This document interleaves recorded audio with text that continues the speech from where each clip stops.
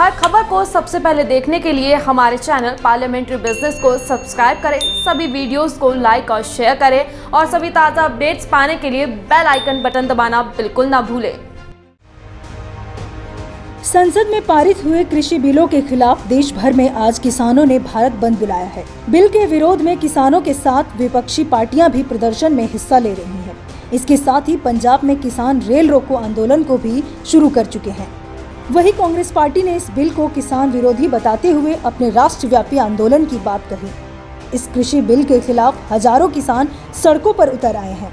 आइए जानते हैं आखिर क्यों हो रहा है यह प्रदर्शन। किसानों के आंदोलन का सबसे बड़ा कारण नए कृषि बिल के आने के साथ ही न्यूनतम समर्थन मूल्य के खत्म होने का है। अब तक किसान अपनी फसल को अपने आसपास की मंडियों में सरकार की ओर से तय की गई एमएसपी पर बेचते थे। वहीं इस नए कृषि बिल के कारण सरकार ने कृषि उपज मंडी समिति से बाहर कृषि के कारोबार को मंजूरी दे दी है। इसके कारण किसानों को डर है कि उन्हें अब उनकी फसलों का उचित मूल्य भी नहीं मिल पाएगा। पंजाब और हरियाणा में इस कृषि बिल का विरोध सबसे ज्यादा देखा जा रहा है। इन राज्यों में सरकार को मंडियों से काफी ज्यादा मात्रा में राजस्व की प्राप्ति होती है। भारत की पहचान एक कृषि प्रधान देश के रूप में रही है, लेकिन देश के बहुत से किसान बेहाल हैं। इसी के चलते पिछले कुछ समय में देश में कई बार किसान आंदोलनों ने जोर पकड़ा। एक नजर किसानों की मूल समस्याओं पर। देश में कृषि भूमि के मालिकाना हक को लेकर विवाद सबसे बड़ा है।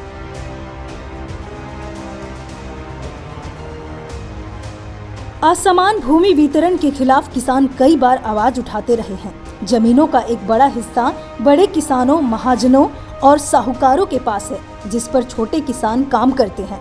ऐसे में अगर फसल अच्छी नहीं होती तो छोटे किसान कर्ज में डूब जाते हैं। किसानों की एक बड़ी समस्या यह भी है कि उन्हें फसल पर सही मूल्य नहीं मिलता। वही किसानों को अपना माल बेचने के तमाम कागजी कार्रवाई भी पूरी करनी पड़ती है। मसलन कोई किसान सरकारी केंद्र पर किसी उत्पाद को बेचना चाहे तो उसे गांव के अधिकारी से एक कागज चाहिए होगा। ऐसे में कई बार कम पढ़े लिखे किसान औने पौने दामों पर अपना माल बेचने के लिए मजबूर हो जाते हैं।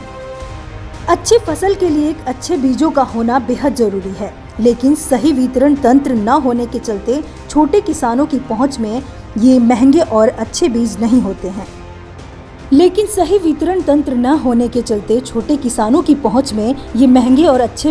होते हैं। इसके चलते इन्हें कोई लाभ नहीं मिलता और फसल की गुणवत्ता प्रभावित होती है। भारत में मॉनसून की सटीक भविष्यवाणी नहीं की जा सकती। इसके बावजूद देश के तमाम हिस्सों में सिंचाई व्यवस्था के उन्नत तकनीकों का प्रसार नहीं हो सका है। उदाहरण के लिए पंजाब, हरियाणा और पश्चिमी उत्तर प्रदेश के क्षेत्र में सिंचाई के अच्छे इंतजाम हैं, लेकिन देश का एक बड़ा हिस्सा ऐसा भी है जहां कृषि मानसून पर निर्भर है। इसके इतर भूमिगत जल के गिरते स्तर ने भी लोगों की समस्याओं में इजाफा किया है। तमाम मानवीय कारणों से इतर कुछ प्राकृतिक कारण भी किसानों और कृषि क्षेत्र की परेशानी को बढ़ा देते हैं।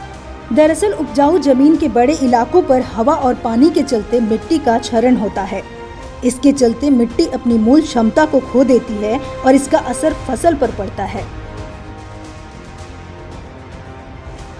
कृषि क्षेत्र में अब मशीनों का प्रयोग होने लगा है, लेकिन अब भी कुछ इलाके ऐसे हैं जहां एक बड़ा काम अब भी किसान स्वयं करते हैं। वे कृषि में पारंपरिक तरीकों का इस्तेमाल करते हैं। खासकर ऐसे मामले छोटे और सीमांत किसानों के साथ अधिक देखने को मिलते हैं। इसका असर भी कृषि उत्पादों की गुणवत्ता और लागत पर साफ नजर आता है। भारत के ग्रामीण इलाकों में अच्छे भंडारण की सुविधाओं की कमी है। ऐसे में किसानों पर जल्द से जल्द फसल का सौदा करने का दबाव होता है और कई बार किसान औने पौने दामों में फसल का सौदा कर लेते हैं। भंडारण सुविधाओं को लेकर न्यायालय ने भी कई बार केंद्र और राज्य सरकारों को फटकार भी लगाई है, लेकिन जमीनी हालात अब तक बहुत नहीं बदले हैं। भारतीय कृषि की तरक्की में एक बड़ी बाधा अच्छी परिवहन व्यवस्था की कमी भी है। आज भी देश के कई गांव और केंद्र ऐसे हैं जो बाजारों और शहरों से नहीं जुड़े हैं। वहीं कुछ सड़कों पर मौसम का भी खासा प्रभाव पड़ता है। ऐसे में किसान स्थानीय बाजारों में ही कम मूल्य पर सामान बेच देते हैं। कृषि क्षेत्र को इस समस्या से उबारने के लिए बड़ी धनराशि के साथ साथ मजबूत राजनीतिक प्रतिबद्धता भी चाहिए। सभी क्षेत्रों की तरह कृषि को भी पनपने के लिए पूंजी की आवश्यकता होती है। तकनीकी विस्तार ने पूंजी की इस आवश्यकता को और बढ़ा दिया है, लेकिन इस क्षेत्र में पूंजी की कमी बनी हुई है। छोटे किसान महाजनों, व्यापारियों से ऊंची दरों पर कर्ज लेते हैं, लेकिन पिछले कुछ सालों में किसानों ने बैंकों से भी कर्ज लेना शुरू किया है, लेकिन हालात बहुत नहीं बदले हैं।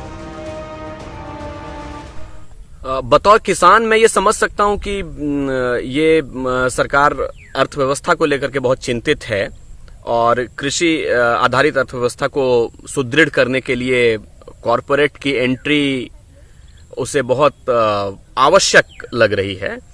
लेकिन इसके आगे की जो कहानी है कि अगर कॉरपोरेट सेक्टर देश के सामान्य कृषि में जो खेती बाड़ी है उसमें अगर कॉरपोरेट सेक्टर की एंट्री होती है तो कॉरपोरेट हितों के सामने सरकार बौनी होती जाएगी आने वाले समय में, और वो बहुत ही ज्यादा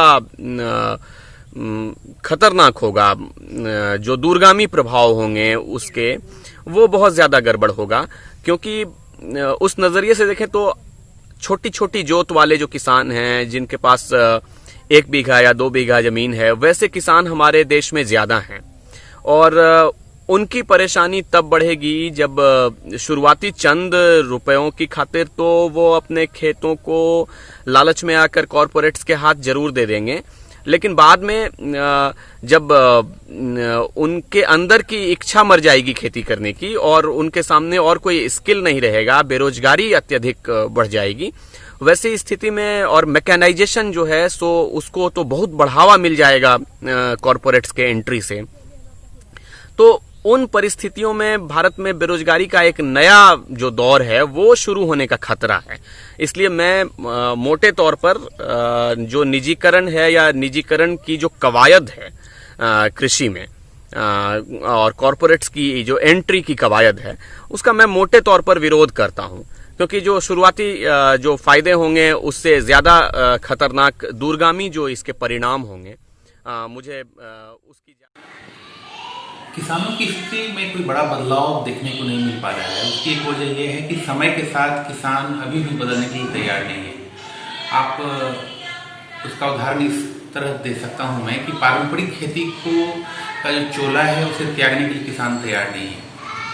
तो आज से 5 साल पहले जब हम लौट के आए और खेती की तरफ हमने रुख किया तो ये परेशानी इस परेशानी से मुझे भी आमना सामना करना पड़ा। लेकिन दरअसल बात यह है कि आपको क्या करना है ये आप तय करते हैं और खेती किसानी आपके खुद के कदम पर निर्भर करता है। साथ में आप समय के अनुसार किस तरह चल रहे हैं और बाजार के अनुसार आप खेती कर रहे हैं या अपने लिए खेती कर रहे हैं, ये 2 सवाल है। इसको लेकर एक असमंजस की स्थिति में हमेशा किसान समाज रहा है। तो मेरा हमेशा कहना है कि आप ये तय कर लें कि आप खुद के लिए खेती कर रहे हैं या बाजार के लिए खेती कर रहे हैं।